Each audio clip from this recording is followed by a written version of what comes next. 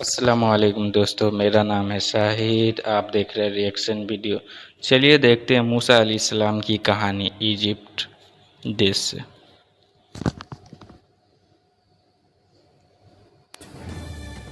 کہ تم مسلمان ضرور ایک دن ایجپٹ کو فتح کرو گے، لیکن یاد رکھنا جب تم ایجپٹ کو فتح کرو تو وہاں کے عام لوگوں کے ساتھ نیکی سے پیش آنا، کیونکہ وہ تمہارے رشتہ دار ہیں۔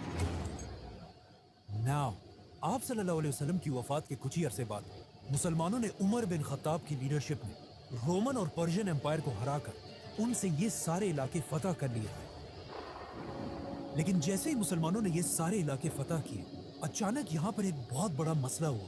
ان نئے علاقوں میں ایک بہت ہی خطرناک بیماری طاعون ہر طرف پھیل گئی، جس سے مسلمانوں کی سپیڈ تو ختم ہو ہی گئی، لیکن اس بیماری سے مسلمانوں کے سارے بڑے جنرلز شہید ہو گئے، اور نئے جنرلز کو چانس ملا کہ وہ آگے آ کر مسلمانوں کو لیڈ کر سکیں۔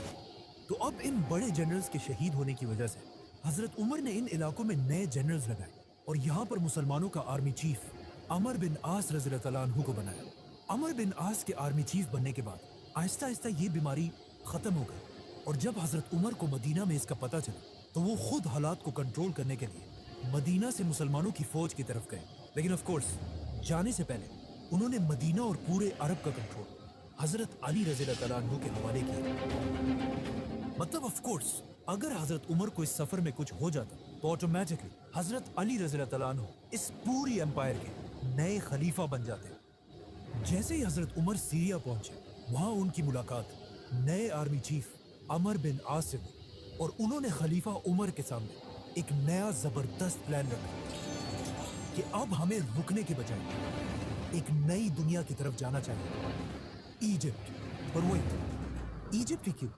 مسلمان تو رومن امپائر کے کیپٹل کی طرف بھی جا سکتے تھے، کیونکہ ایجپٹ کوئی عام علاقہ نہیں تھا، اور پچھلے ہزاروں سال سے ایجپٹ دنیا کے سب سے رچ علاقوں میں سے ایک تھا، جس کی طاقت کو قرآن میں بھی بار بار ایکسپلین کیا گیا ہے۔ لیکن آخر ایجپٹ اتنا پاورفل بنا کیسے؟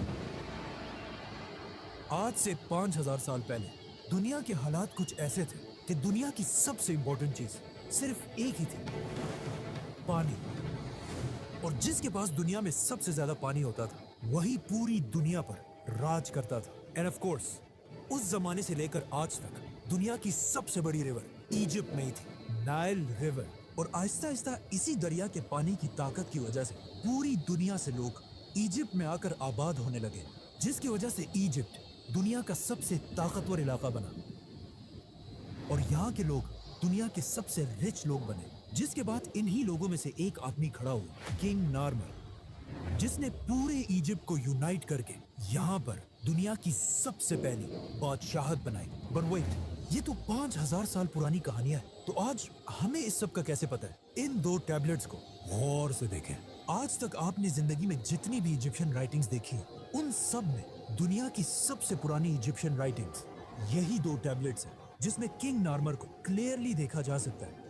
آہستہ آہستہ یہی ایجپشن امپائر طاقتور ہوتی گئی، اور اگلے 1000 سال تک ایجپٹ ہی پوری دنیا پر راج کرتا رہا۔ 1000 سال تک دنیا کی سپر پاور رہنے کے بعد اب ایجپشین فرعونوں کو یہ بات کنفرم ہو چکی تھی کہ ان سے بڑا اس پورے یونیورس میں کوئی بھی نہیں ہے، جس کے بعد پہلی بار انہوں نے ایک ایسا دعویٰ کیا جو ان سے پہلے کسی نے نہیں کیا تھا۔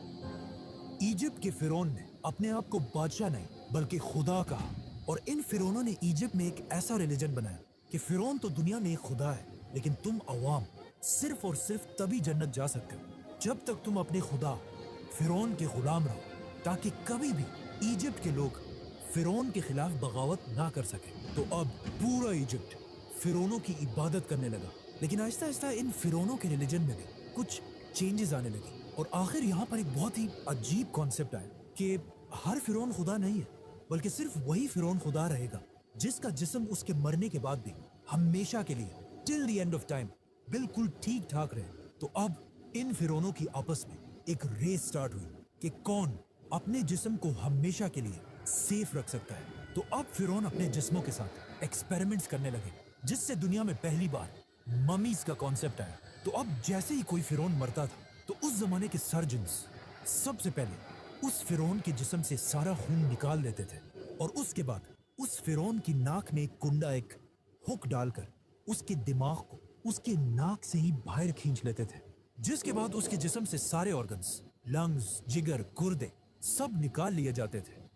लेकिन सिर्फ दिल को बिल्कुल सेफ एक जार में रख दिया जाता था, जिसके बाद इस फिरौन के खाली जिस्म को बहुत ही केयरफुली अगले 40 दिन के लिए पानी में रख दिया जाता था और इस पानी में एक स्पेशल नमक मिक्स किया जाता था। 40 दिन के बाद फिरौन को निकालकर उसके खाली जिस्म को रेत से भर दिया जाता था ताकि वो हमेशा के लिए अपने सही शेप में रहे। और फिर फाइनली फिरौन के जिस्म पर तेल और हनी लगाकर उसके जिस्म पर हमेशा के लिए व्हाइट पट्टियां बांध दी जाती थी और फिर उसे एक बहुत ही महंगे ताबूत में बंद कर दिया जाता था। इस ताबूत में फिरौन के जिस्म के साथ साथ खाने पीने की चीजें, बहुत सारा सोना और मोस्ट इम्पोर्टेंटली उसका दिल उसके साथ दफना दिया जाता था। आहिस्ता आहिस्ता मरने के बाद हर फिरौन अपनी मम्मी बनाने लगा और ये बिल्कुल एक आम सी बात बन गई। तो अब मरने के बाद खुदा बनने की ये रेस मम्मी से भी आगे निकल गई और आने वाले नए फिरौन सिर्फ मम्मीज ही नहीं बल्कि अपने मम्मीज के ऊपर बड़ी बड़ी बिल्डिंग्स बनाने लगे, जो पहले पहले तो सिर्फ नॉर्मल बिल्डिंग्स और टेम्पल्स थे, लेकिन आहिस्ता आहिस्ता ये बिल्डिंग्स बड़ी होती गई और इस तरह दुनिया में पहली बार पिरामिड्स का कॉन्सेप्ट आया। तो अब जो भी फिरौन मरता था वो अपनी मम्मीज पर एक से बढ़कर एक बड़े बड़े पिरामिड्स बनाने लगे और हर फिरौन ये चाहता था कि उसका पिरामिड पिछले फिरौन से भी बड़ा पिरामिड हो। और आहिस्ता आहिस्ता ये पिरामिड्स इतने बड़े हो गए कि आखिर एक फिरौन खुफू ने आज से 4,500 साल पहले दुनिया का सबसे बड़ा पिरामिड बनाया, the great pyramid of Giza. जब ये पिरामिड बनाया गया, ये उस जमाने में दुनिया की सबसे बड़ी बिल्डिंग थी और अगले 3,500 साल तक दुनिया की सबसे बड़ी बिल्डिंग का टाइटल इसी पिरामिड के पास था। लेकिन 3,500 साल बाद आखिर इस पिरामिड का रिकॉर्ड लंदन के इस चर्च ने तोड़ दिया।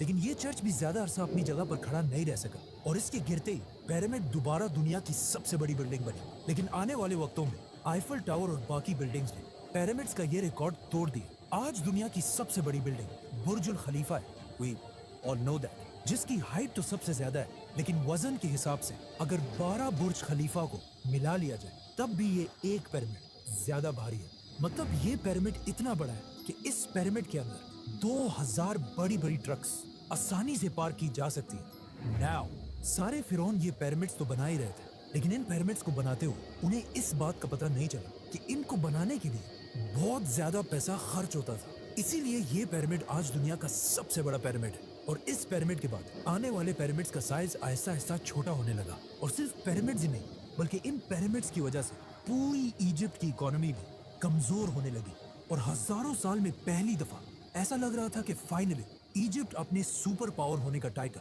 खो देगा। जैसे इजिप्ट की इकोनॉमी बहुत ही कमजोर हुई, ये एग्जैक्टली वही टाइम था जब मिस्र के बाजार में एक छोटा सा बच्चा गुलाम बनाकर बेचा जा रहा था। लेकिन ये बच्चा बाकी सारे बच्चों से बिल्कुल डिफरेंट था। मतलब उस जैसा खूबसूरत वहाँ कोई भी नहीं था, जिसकी वजह से इस बच्चे को मिस्र के एक बहुत ही पावरफुल मिनिस्टर ने अडॉप्ट कर लिया और फिर आगे जाकर यही गुलाम बच्चा यूसुफ अलैहिस्सलाम पूरे इजिप्ट का प्राइम मिनिस्टर बना।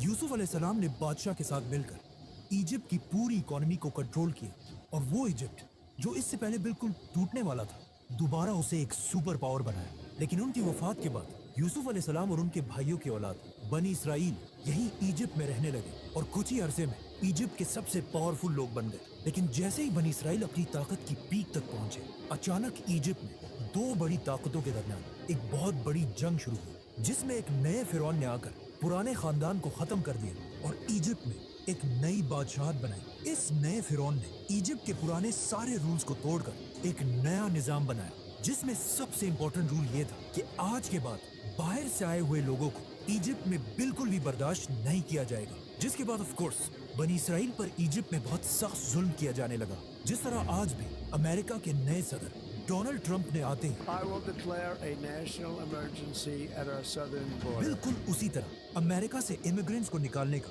प्लान बनाया। अब इजिप्ट के सारे बनी इसराइल को नए फिरौन ने आते ही बनी इसराइल के सारे कारोबार बंद कर दिए और उन्हें अपना गुलाम बना दिया। और इसी तरह अगले 400 साल तक बनी इसराइल इजिप्ट के लोगों के गुलाम रहे। लेकिन इन 400 सालों में बनी इसराइल के दिलों में सिर्फ एक ही उम्मीद थी कि एक दिन जरूर उनका एक पैगंबर आएगा जो उन्हें इस सख्त गुलामी से निकाल कर आजाद कर देगा।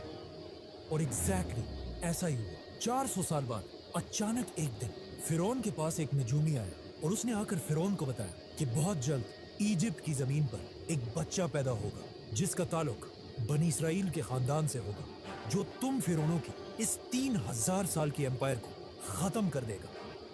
ये सुनकर फिरौन बिल्कुल हैरान रह गया और उसने फौरन हुक्म दिया कि बनी इसराइल में आज के बाद जो भी लड़का पैदा होगा उसको पैदा होते ही मार दिया जाए। जिसके बाद उसके सोल्जर्स हर घर में जाकर माओं से बच्चे छीन कर उनको मारने लगे, लेकिन जिस बच्चे को वो असल में ढूंढ रहे थे, मूसा अलैहिस्सलाम, वो उनके हाथ ना आ सका, उसे वो मार नहीं सके, बल्कि इस बच्चे को फिरौन अपने ही घर में पालने लगा। यहाँ से आगे जो हुआ वो हम सबको बताएं। मतलब मूसा अलैहिस्सलाम ने पैगंबर बनने के बाद फिरौन के सामने आकर एक ही डिमांड रखी कि मेरे खानदान बनी इसराइल को गुलामी से आजाद कर दिया जाए। और बहुत सारे मिरेकल्स के बाद आखिर फिरौन ने उनकी बात मान ली और बनी इसराइल को आजाद करके इजिप्ट से निकलने की इजाजत दे दी। जिसके बाद बनी इसराइल के 6 लाख लोग एक ही रात में 400 साल के बाद इजिप्ट को छोड़कर फलस्तीन की तरफ रवाना हुआ। लेकिन अचानक पता नहीं ऐसा क्या हुआ कि उस वक्त के फिरौन रैमसेस ने बनी इसराइल को इजाजत देने के बाद भी अपना किया हुआ वादा तोड़ दिया और अपनी पूरी फौज को